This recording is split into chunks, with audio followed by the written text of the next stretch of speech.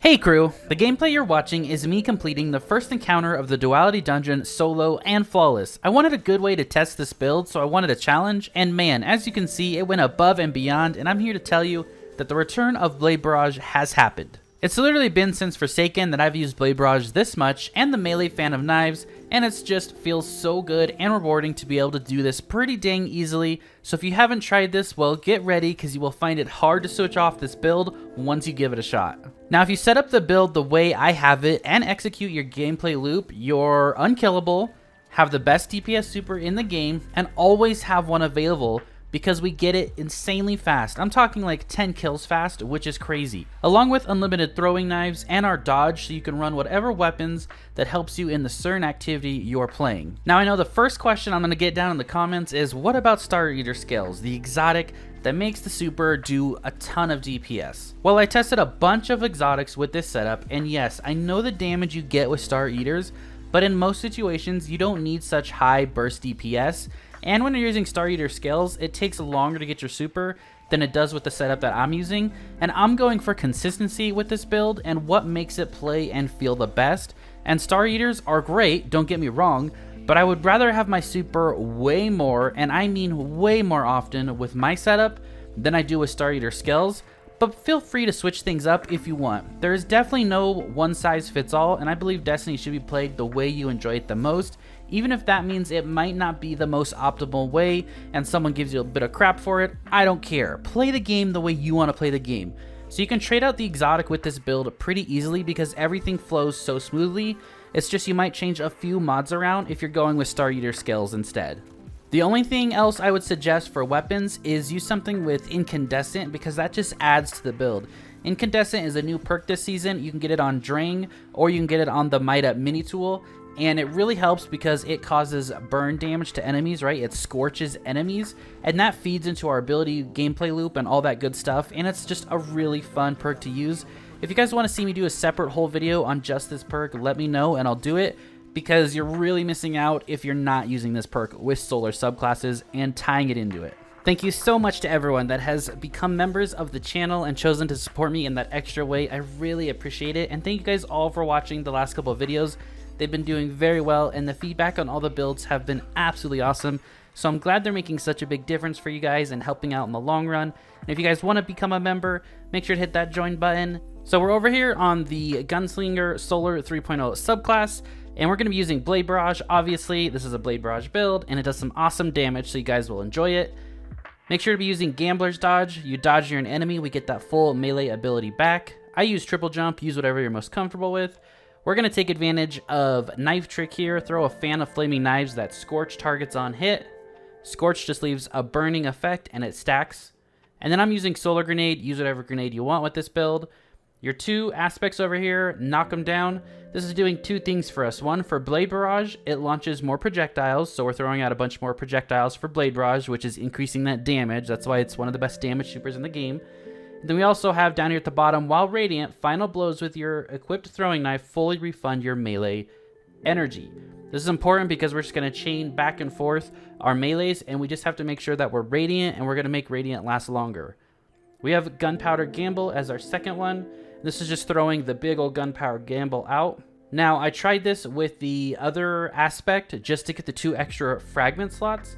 But for me personally, Gunpowder Gamble is very, very nice. It clears a room of ads so easily, does some 30, 40k damage to high health targets. So my playtesting with both of them, I found this one to be much better with the build and add that much more damage and potency to it. For the fragments, we're using Ember of Singeing. Your class ability recharges faster when you scorch targets. We're scorching targets with our Fan of Knives, and we always want to have our class ability available because that's going to be our healing and it's going to be our melee if we need it.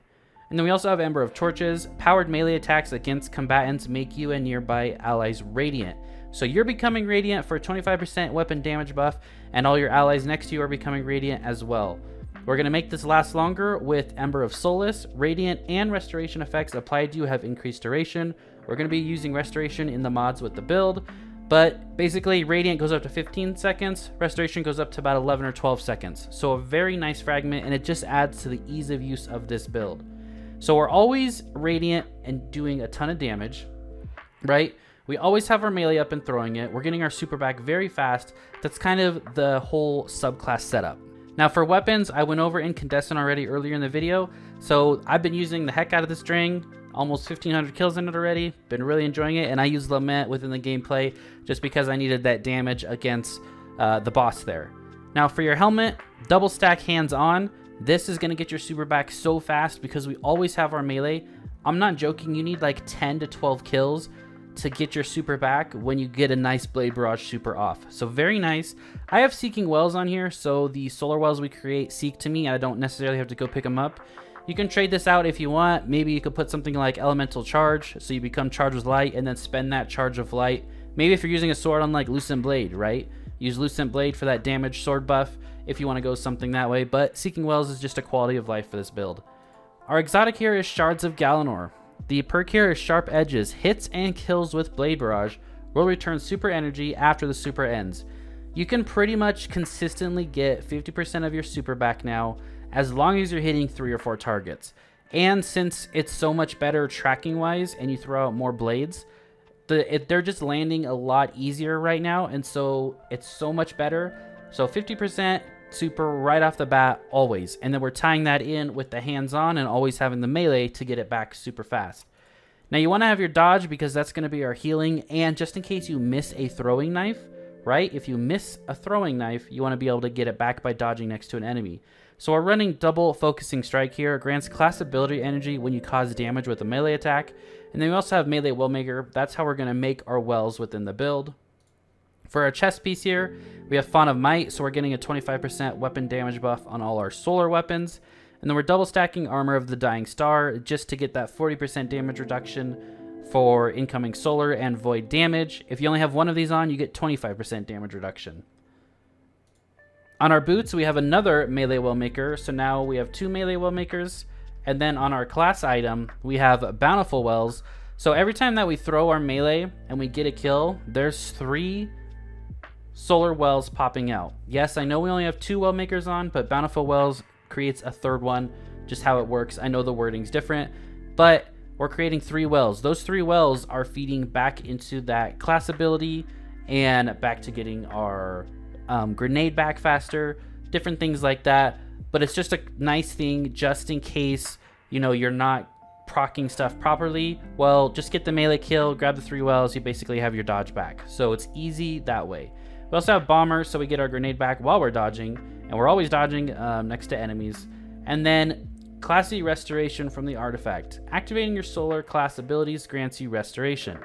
This is a ×2 healing. Basically, as you can see, you can out heal any damage in the game. You could even take this into harder content, and I've showed that before already, but I wanted to show it in the solo dungeon like that. You are out healing all that damage you're taking, and you just need to make sure that you have that dodge every 12 seconds because that's how long our Classy Restoration, our ×2, you know, is proccing our restoration. So we need to have that dodge up, and that's why we're speccing so much into dodge with Focusing Strike, with wells that we're creating and picking up, all that good stuff. And then we are burning targets, right, and getting our class ability back faster. So many different ways that we're doing it. That way you always have that class ability up. If your health hits that red anywhere and you get low, bam, dodge, instant full heal, and you can get that dodge back so fast with the way we have it set up. So literally, I'm talking like, you know, 3 or 4 seconds later, you'll have a dodge. So you always have that ability to heal when you need to heal, and it lasts for 12 seconds. So I hope you guys found this video helpful. I hope you enjoyed it. Blade Barrage has been a blast. It's a great change, and I really enjoy it. I hope you guys enjoy it as much as I do.